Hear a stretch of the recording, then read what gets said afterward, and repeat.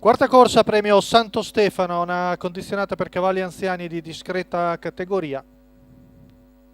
Sono in 8 al via: 1 Ticad Antonio Greppi, 2 Trifone Gall Enrico Montagna, 3 Urder Ronco Roberto Andraghetti, 4 Victorious Man Giuseppe Prestipino, 5 Van Helsing Fon Maurizio Cheli, 6 Roger L Marco Stefani. In seconda fila 7 Sognatore Adri Adrian Gioni, 8 Tempest Treb Roberto Vecchione.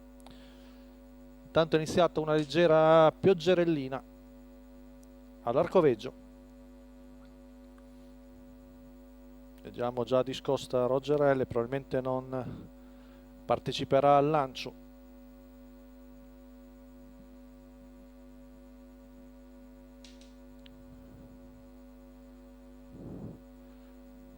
Stacco della macchina. Veloci Urder Ronco, Victorious Man e Van Helsing Font. Poi anche Ticad parte discretamente lungo la corda, va in vantaggio Roberto Andraghetti con Urder Ronco e lascia strada a Victorious Man, che passa con tutta la gradualità del caso, ed è il battistrada dopo 200 metri in 14 serie. Rimane di fuori scoperto Van Helsing Font. Quarta la corda è Trifone Gall, a precedere Tempest Trap, poi Roger L in coda Sognatore Adri. Arriviamo al paletto dei 400 in 32, 15-6 la seconda frazione, con in vantaggio il figlio di Prodigius con Giuseppe Pristipino, che ora rallenta un po'.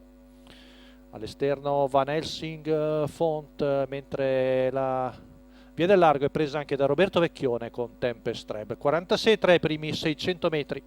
Siamo ora al passaggio davanti alle tribune con in vantaggio Victorious Man davanti a Urder Ronco, di fuori Van Helsing Font a precedere Ticad che ha lasciato la corda.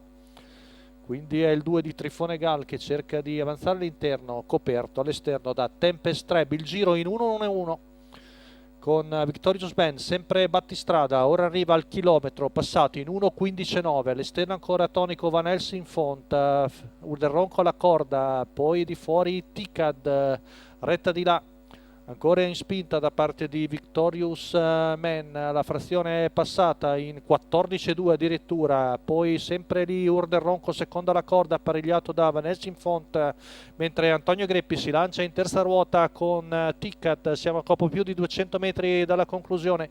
Victorious Man in netto vantaggio sul numero 3 di Urder Ronco. Desiste Van Helsing Font, ci prova Tempest Treb, poi anche Ticad, ma Victorious Man viene a fare passerella e vince nettamente su Urder Ronco, che precede ancora Ticad, forse ancora terzo su Tempest Treb. 1.14 secco la media al chilometro, la vittoria facile del favoritissimo Victorious Man, il figlio di Prodigius, il doppio da trainer per Eric Bondo, la guida di Giuseppe Prestipino per la scuderia Ecurie Wave France, la quota da favorito netto di 1,23.